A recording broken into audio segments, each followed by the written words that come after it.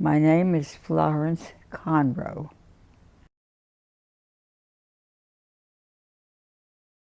I was born in Newark, New Jersey, and my mother had me in the house, born in the house by a midwife, August 31st, 1920.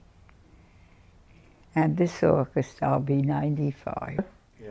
My mother was Molly, and my father was Charles. Yes, Saturday, they went out, had lunch out in the restaurant. My mother with her mother, with my grandma, and my father. And my father saw my mother in the restaurant, and she was a very pretty woman, and he fell for her. And he came over to my grandmother, and he said, "This is my identification." He showed her his wallet. "And this is who I am, and this is what I do.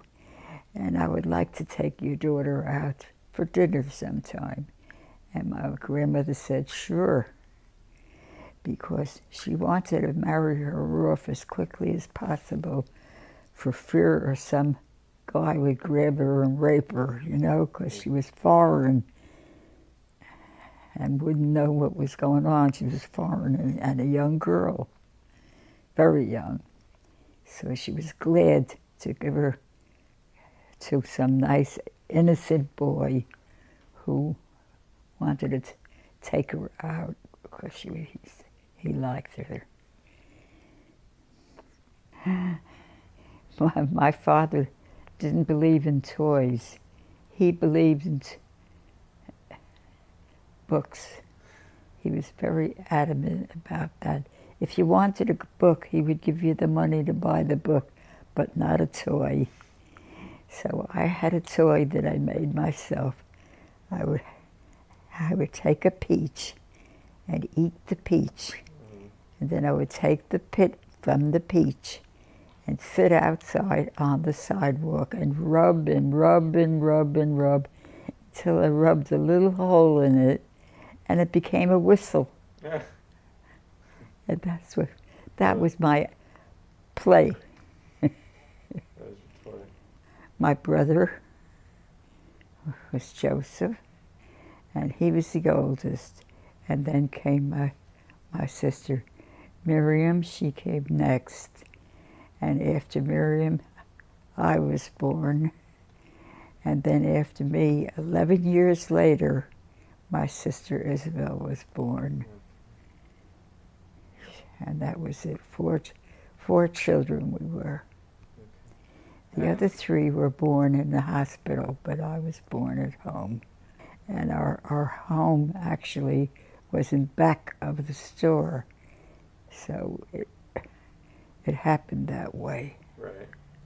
They had a produce market, and they also had a second store, which was with liquor. With liquor. Yeah, right next door. And there was a door between the two stores that opened up so that you used both stores. It was on Bergen Street in Newark, 1064 Bergen Street, Newark, New Jersey. You have a good memory. Huh? You have a good memory, Grandma. Yeah. Yeah. And that's where I was born. You were born. In the back of the store, Uh-huh. we had an apartment, and we lived there. And of course, there was an entrance to the apartment on the side. When the store was closed, we walk up on the side to our apartment. My father died young because he smoked Turkish cigarettes. They came in a little box, and he used to smoke. And in those days, we didn't know, but obviously he died of cancer from smoking. And I was in high school, and I was studying to go to college.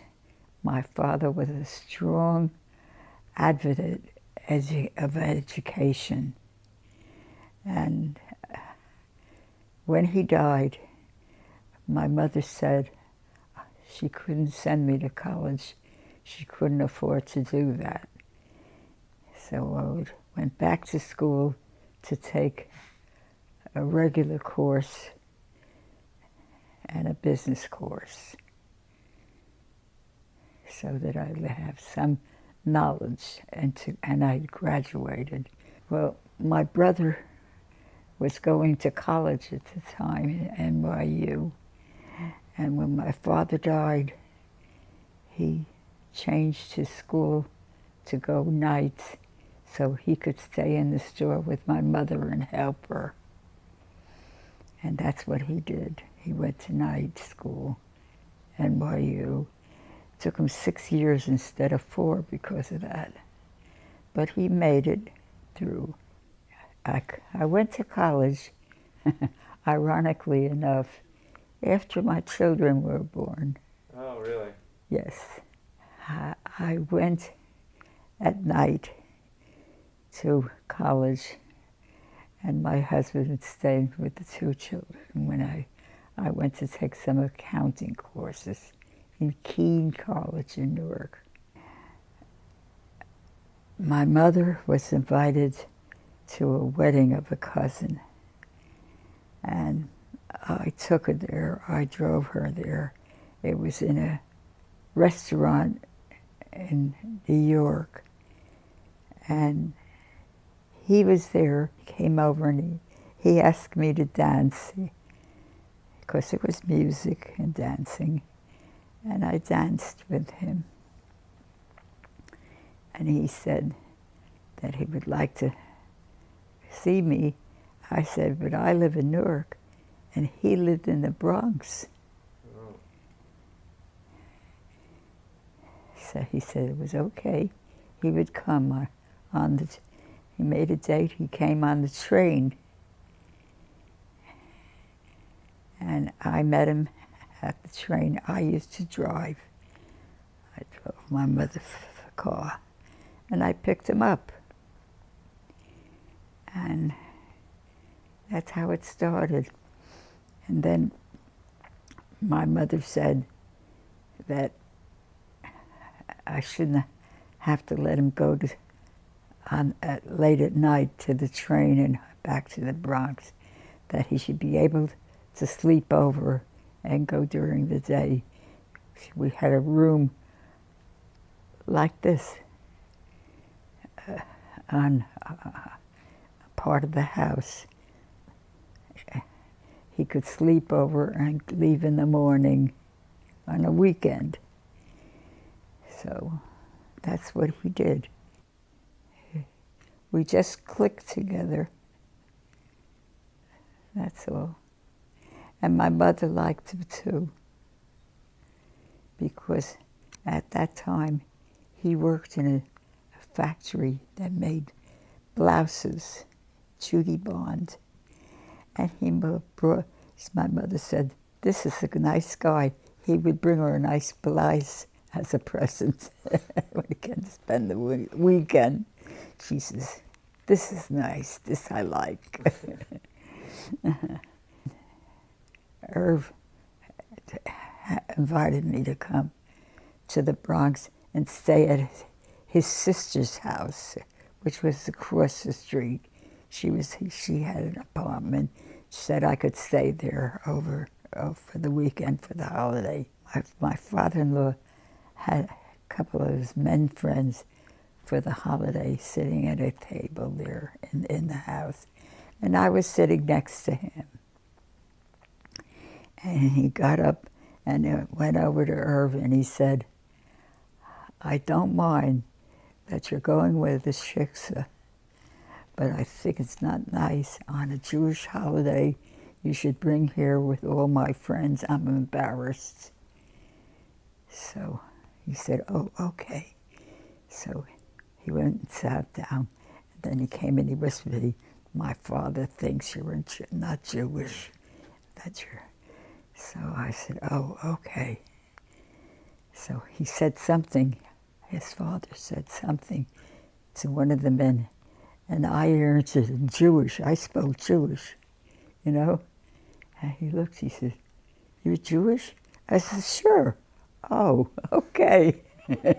That made everything okay. Is that because you were blonde? Yes. Blonde with blue eyes. He said I look Polish. My father said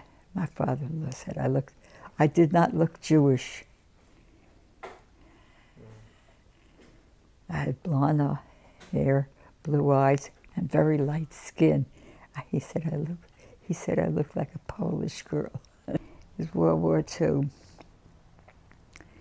And if your number was called, you had to go. And all the girls that were going with somebody and the guy's number was called, they got married so that if anything would happen, the government would take care of them. So Irving was called, and he had a problem with his breathing, and he told them, and they said, you're okay, you go. So he was sent out, and he came home to get married, which is what all the young boys and girls used to do. World War II was rationing. You had coupons for things, rationing things. You were allowed a certain amount of gasoline, a certain amount of products with coupons.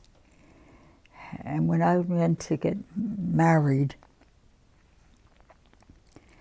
I borrowed a wedding gown from my cousin because it, was short notice, all these things. And she had this beautiful wedding gown, which I borrowed. And I needed a pair of white shoes to wear with it. So I went to my father-in-law and I asked him if he'd give me a coupon to buy a pair of white shoes. He said, no, I'm sorry, I can't do that. He was a manufacturer and he could just give it to me. He said, there's a war going on and I cannot give that to you. It's not fair. It's not right. Well, I bought the white shoes and I said, after it's all over, I'll have them dyed to a color, I used my own coupon. And that's what happened. What else was rationed? What else was rationed? Coffee. Oh, boy. My sister told me to get in the coffee line to get her a pound of coffee. She gave me her coupon. And the line, by the time I got to the beginning, I couldn't stand. I thought I was going to pass out. It's a long. And when he went back to his unit was shipped overseas. So he no longer had that unit. It was gone. So they shipped him to another unit in Texas. Well, Texas is very humid. I understand. It's still to that day. And he had a breathing problem. So he wound up working in an office there for the government, but he would be in and out of the hospital with his breathing in Texas. Any other state, it wouldn't have happened. But that's what happened. They passed a law at that time. It was called a 1C. If you were not fit to carry a gun and fight, you got an honorable discharge. And it was called a 1C. And he called me up one morning and said, I'm coming home. I got discharged because he couldn't carry a gun. They sent him home. Well, home, we had no home because we weren't planning him like a normal person in a marriage. I was still living home with my mother. So my brother had the bedroom in the back, and he said, you can have my room.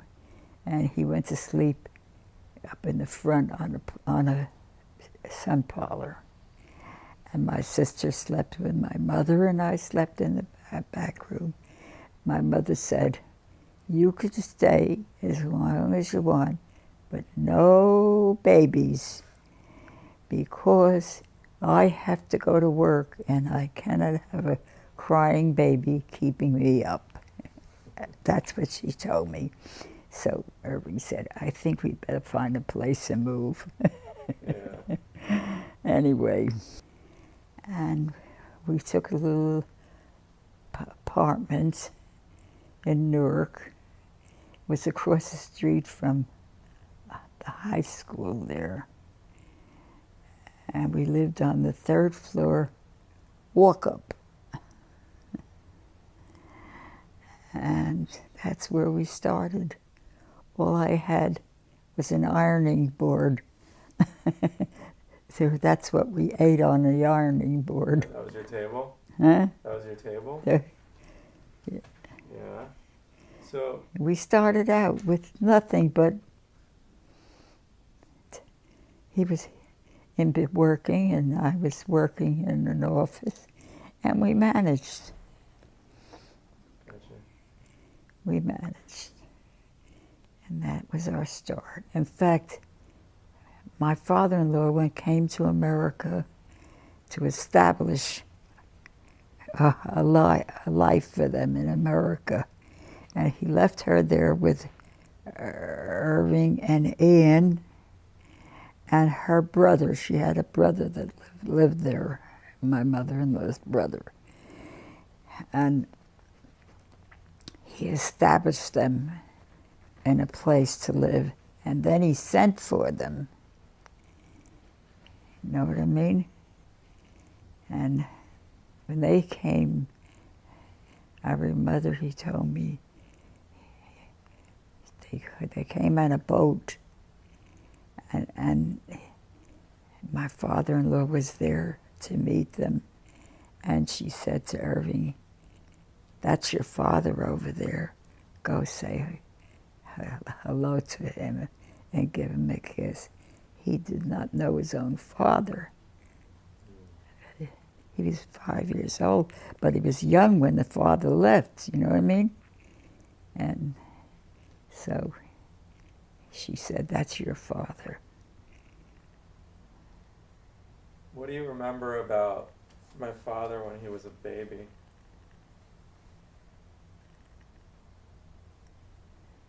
As he was a baby, he was a good baby. I had no problems with him at all. He's a good baby.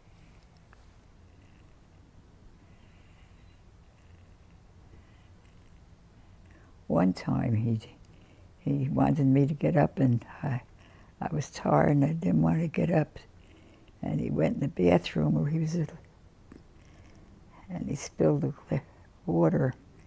Took a cup of water and spilled it on my head to wake me up. And that day I had a date to meet my mother downtown Newark to have lunch with her. So when I got on the bus to go meet her, she said to me, what's with you, Florence? Your hair is a mess. Well, that's how you're coming to meet me downtown?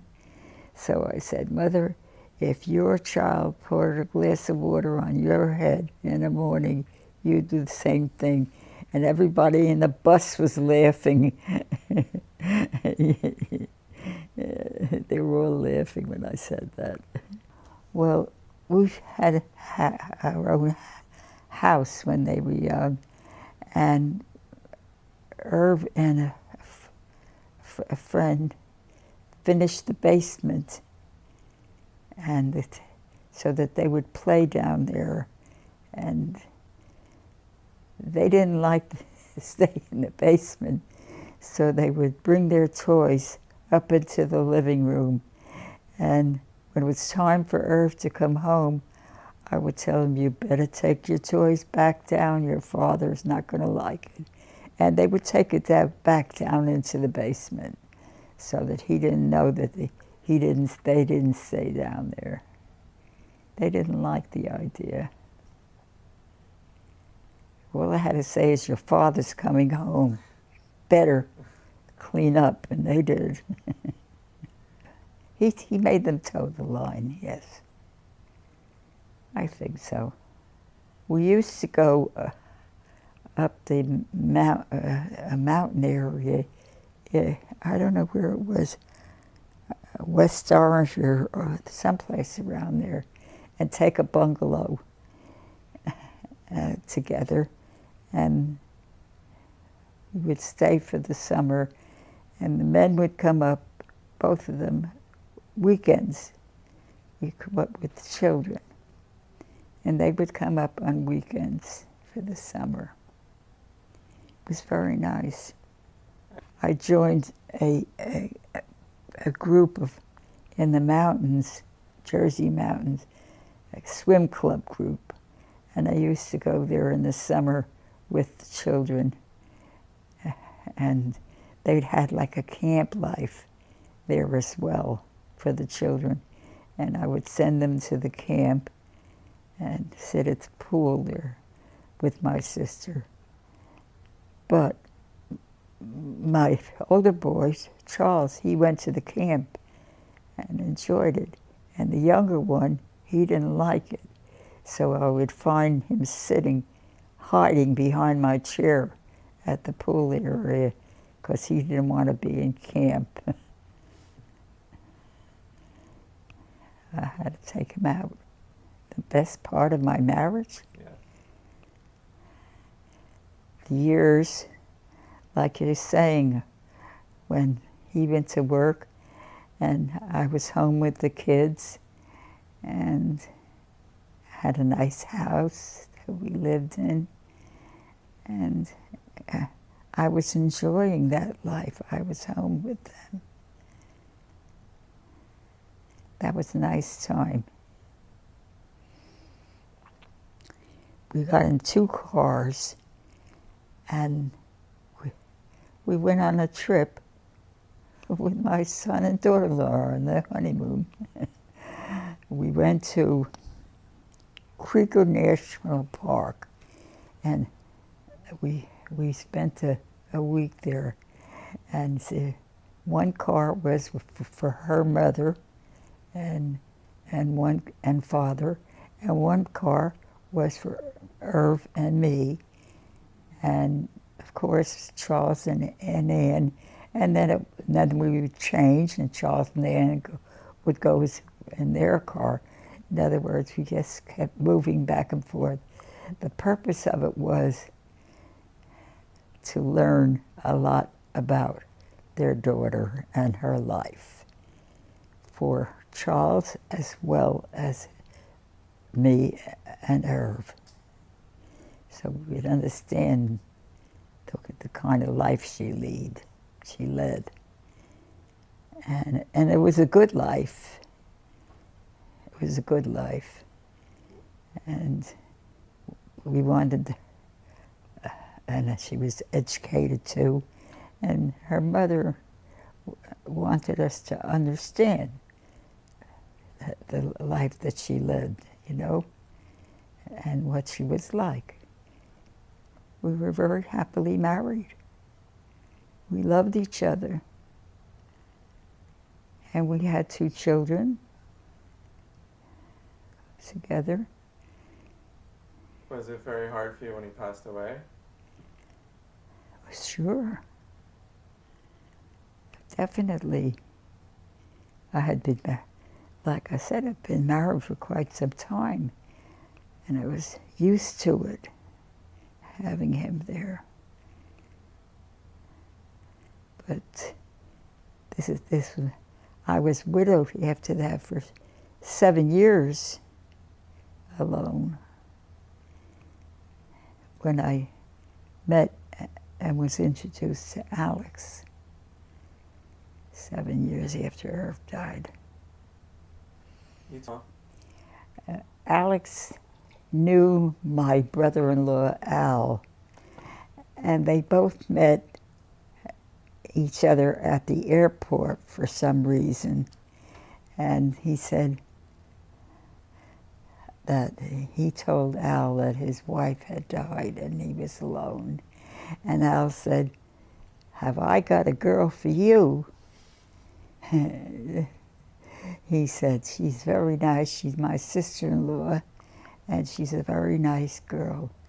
And here's her, let me give you her phone number." So he gave me my phone number, but he didn't call me right away. And the next day it was a holiday, Thanksgiving, I think. And I was off from work, and I went to the butcher store in Springfield to get my meat. And he was a cashier there. And so when I went to check out, I said to him, "Alex, you know who I am?" He said, "No." I said, "I'm Al Rosengarten's sister-in-law." "That's you?" "That's me. I'll call you tonight." And he did. He was just a nice person and very attentive, you know. And after a while, I liked the fact that he knew how to cook. And he would make things. That was good. What kind of a partner do you think a woman should look for? If they're looking for a man, I tell them, look for a good cook. So that you don't have to cook for him all the time. He cooks for you. And one feels very strongly for you, good attention. Okay.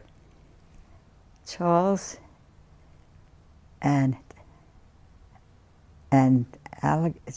Alex's son, Frank, and I would stand by the window when they would bring Charles down in the crib to look, see, and they would bring Frank down, his son, and he'd stand right next to me by the window.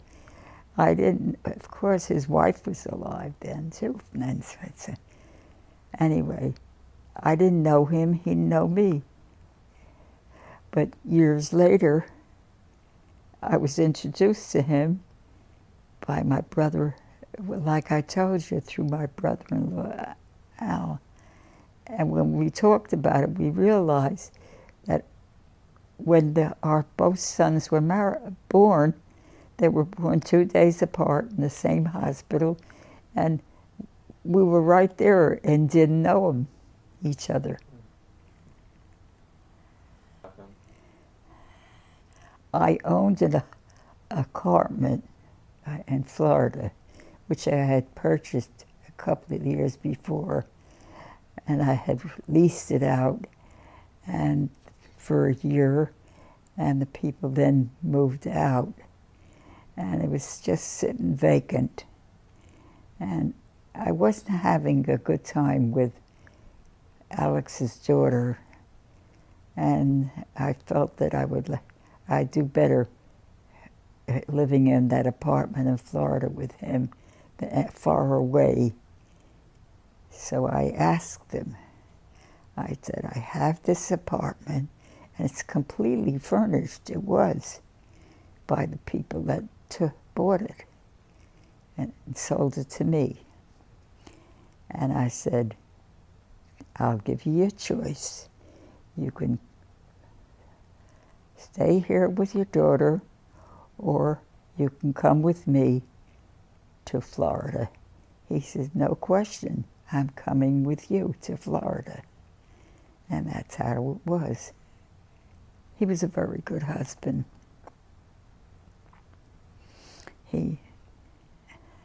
If you'd say jump, he'd say how high. Because he would do anything you wanted. He was very good. And when I come home, he'd say, you go in the living room, lie down on the couch, excuse me, and when I'll call you when dinner is on the table. And he did. I married him when I was 60 years old. And he said that when we were going to be 25 years married, he wanted to marry me over again and have a big wedding. But he died when we were married 20 years. So we never made that wedding again. What do you like about having two homes? I like the idea because my sister and I are both alone now. We're both widowed. And so by living together, we don't have to live alone. And by doing this, we decided we would spend 6 months in the north and 6 months in the south, in my apartment and in her house. And we would live together and work it out that way, and it worked. And no point in the both of us living alone when we could live together and share.